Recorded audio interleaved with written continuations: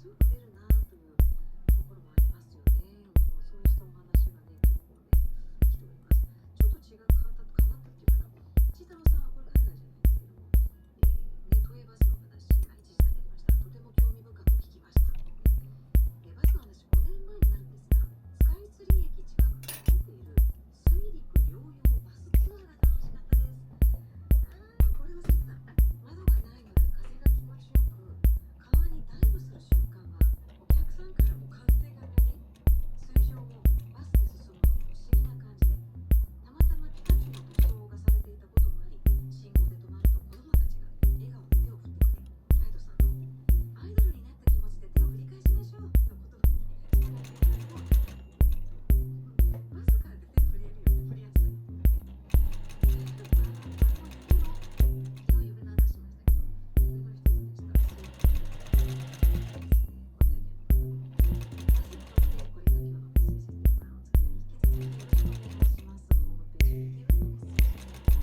します。ホームページ右上のメッセージです。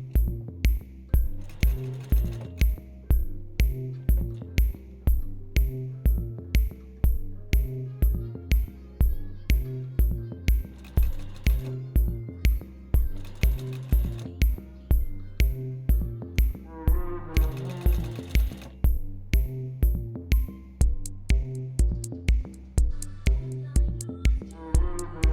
な